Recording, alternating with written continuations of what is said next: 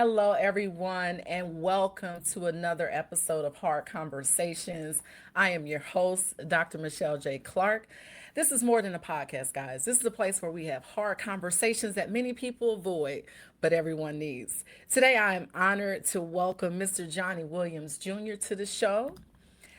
Johnny, thank you for taking the time to join me. I am looking forward to an honest discussion about culture, ownership, responsibility, and where we go here as a community. Today's conversation centers around one statement that really made me stop and think. We're used to be entertainers. Now we're just being entertained. For generations, Black people have shaped music, fashion, comedy, sports, language, and culture, not just in America, but around the world. We have influenced cultures, we have defined trends, we have created movements. But here's the hard conversation. Have we become more comfortable consuming than creating? Culture is powerful. Ownership is power. Today, we're going to discuss what happens when a community known for creating culture spends more time consuming than it is controlling it. We will explore ownership, education, economics, responsibility, and what we will take to build a stronger future for the next generation. So, Mr. Williams, welcome to Hard Conversations.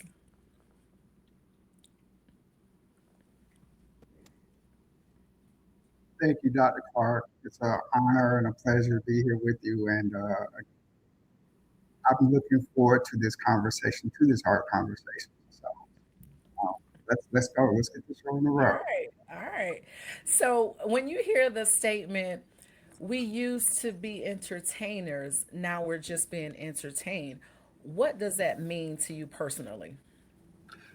So, in my opinion, Black creativity has always driven culture, but too often our community is being sold content instead of owning the stage, the platform, the money behind it.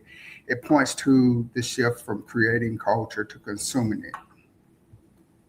So I've always looked that was a subject that came to mind, years ago. We used to be the entertainers, now we're being entertained. Right. When do you think the shift happened? I I would say the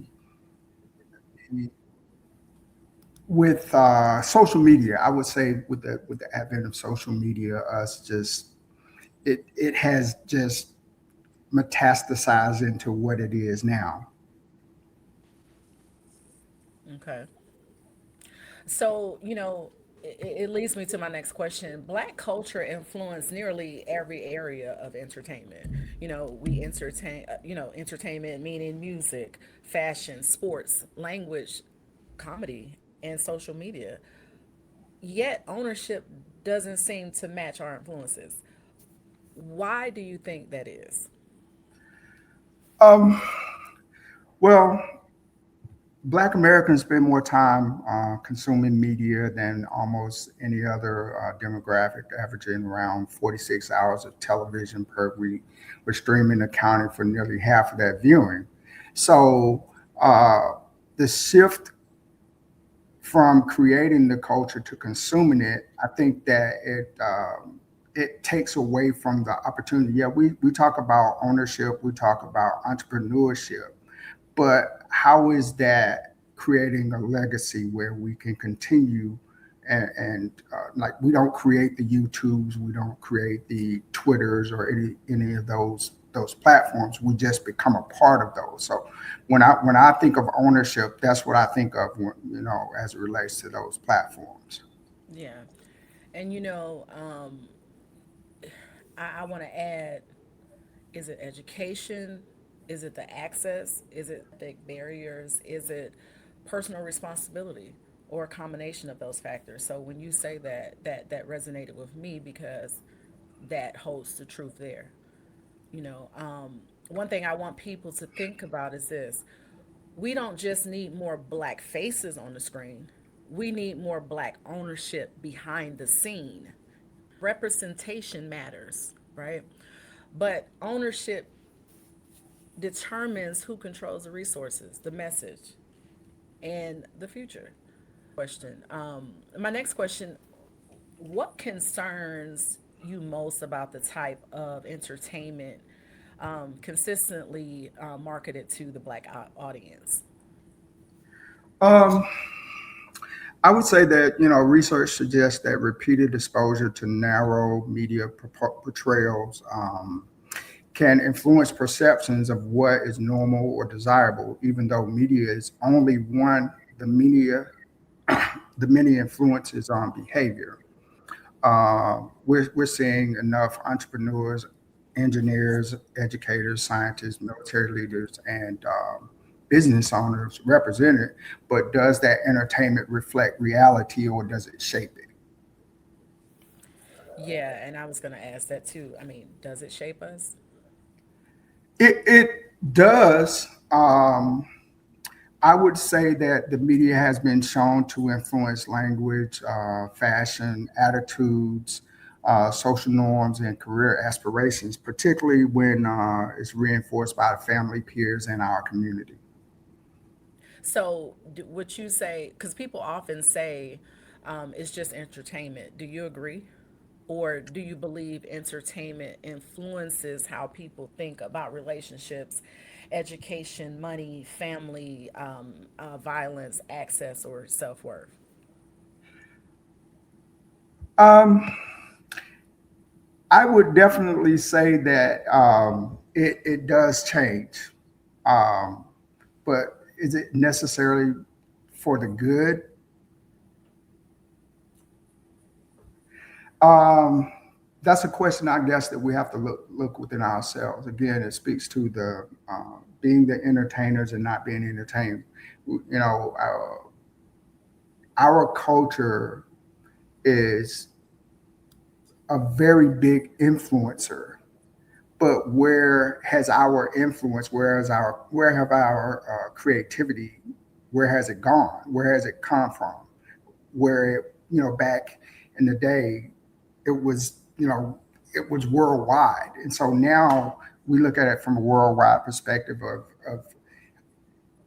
are we just emulating what's out there? Are we being trendy? What is that? Where is that creativity coming from now? Right. Mr. Williams, I'm going to ask you a difficult question. Have we become addicted to entertainment? Difficult question. Have we become addicted to entertainment? Yes, we have. Have we? Um, I'm sorry. Yes, we have. Yeah. So I was just going to say, and add into that, have we become so comfortable watching everyone else that we stop building ourselves, you think? Oh, yes, definitely, definitely. Like, what are the benefits of the culture that we create? And some of the greatest long term financial gains often go to those who uh, own the copyrights, publishing, master recordings, production companies, brands, distribution, not necessarily those who create the content. So the discussion could be like who owns the culture, who receives the royalties decades later. Fame can be temporary, and ownership can create generational wealth. Right. And that leads me into my next question. Black cultures influences nearly every aspect of the American entertainment. Why do you think ownership hasn't grown at the same pace as influence? Well, there are nearly 195,000 Black-owned businesses, Black-owned employer businesses representing about three-fourths of the United States employer businesses.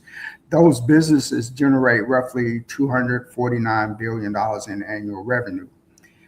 Here in Georgia, we rank among the top states for Black-owned businesses. And so, as a discussion, we can, ask the question, what's the difference between influence and ownership? Like, again, who owns those record labels, those publishing rights, the movie studios, streaming platforms, uh, distribution networks, and is ownership the new frontier? Right. Would you say what concerns you most about the type of entertainment that benefits the most from culture we create? Who benefits the most from the culture that we create? Well, um, like I said earlier, the some of the long-term gains often go to those who own the copyrights, the publishing, the master recordings, production companies, brands, and distribution, not necessarily those who create the content. So the the receiving of the royalties and things of that nature, it kind of lends itself to what owns the culture as opposed to us creating the culture. If you understand what I mean by that. Yes, yes. So social media has given everyone a platform. Absolutely, Mm, absolutely. what's Uh, your take on that? well, it's funny, today anybody can publish content worldwide. The barrier to that has never been lower, but our attention is still different from the ownership. Uh, are we building audiences, or are we building assets? Can our likes become businesses? Can our followers become customers? Can our content become intellectual property? So, yeah, social media definitely has given everybody a platform. Uh, is that platform negative? Is it positive? And so those are the questions that we have to, take into consideration as it relates to that. Yeah. And moving forward, let's talk about solutions because how do we move from consumers to creators and from creators to owners?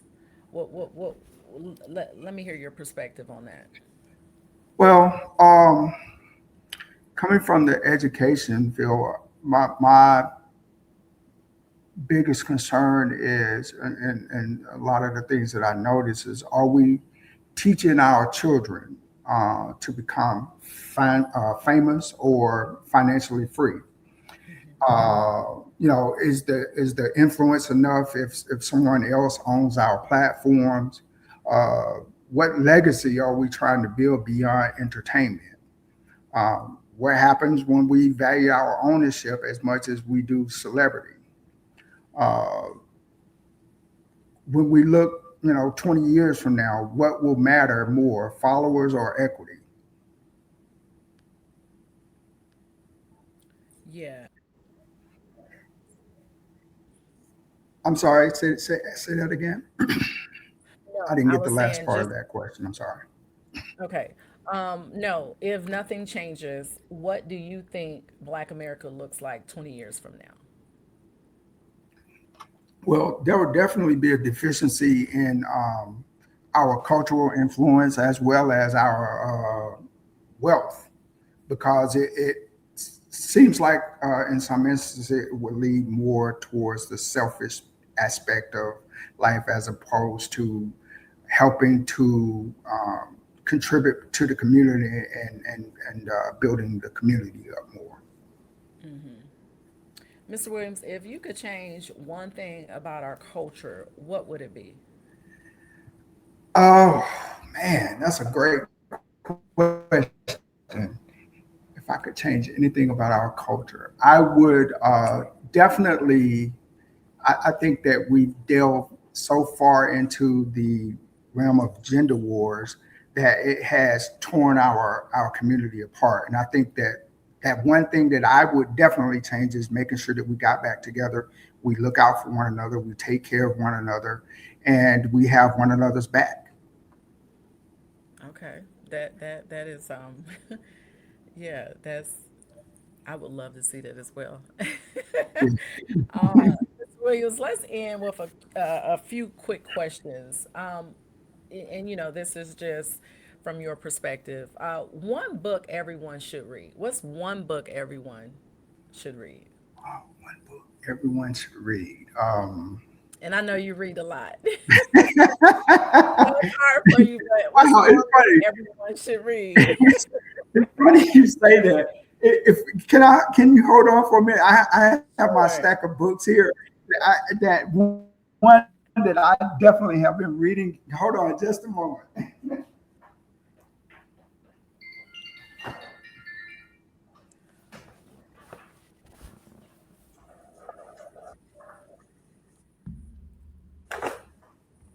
Okay, so I'm back. Sorry about that. One of the books that I just ordered that I have that I referenced or I researched to make sure that I got a better understanding. It's called The Black Empire. It's a story about black genius against the world and how the Black Empire was promoted upon an original, the original publication. So I definitely would recommend if you can see that Black Empire. Yes, yes. And I will put that in the description there for people who would like to take advantage of Yes, this great book here. Okay. All right. I like yes, that. What's yes. one black entertainer or leader everyone should study? Um, Black leader. Definitely, I mean, he's been on the world stage for a while now, and he seemed to have been the person that gave us a lot of hope. And some of us still call him our president. So I would definitely say Okay. President Barack Obama, definitely, and his Okay. wife. All right. Okay. Michelle Obama. Michelle. Okay. Yes. All Hmm. right. Mr. Williams, I have one more question and I promise I'll let you go. What is the biggest lesson you've learned about success that you would like to share? Biggest lesson about success that I've learned that we definitely need one another in order to succeed. Everybody has a talent. Everybody has something that's unique to them, and what we need to do is learn how to put all of those things back together to empower ourselves, to elevate ourselves, and to make ourselves what we used to be. I don't think that we're not great. I just think that we need to be better in our greatness. Yes, yes. Well, Mr. Johnny Williams Jr., thank you for joining me today and sharing your perspective. I appreciate your willingness to have an honest and thoughtful conversation. To everyone watching, remember this: entertainment has its place. We need music, we need sports, we need creativity, but entertainment should inspire us, not distract us from building our future. If we spend our time consuming what others create and never build anything ourselves, we risk leaving the next generation with applause instead of access. So remember this: culture is powerful, but ownership is power. Thank you for joining us with another episode of Hard Conversations. I am your host, Dr. Michelle J. Clark. And if this conversation challenged you, share it with someone who needs it. Subscribe, leave a comment, and join us next time as we continue having a hard conversation that matters most. Thank you again. And thank you, Ms. Williams. Thank you for having me, and I was honored. Thank you. Thanks. Bye bye.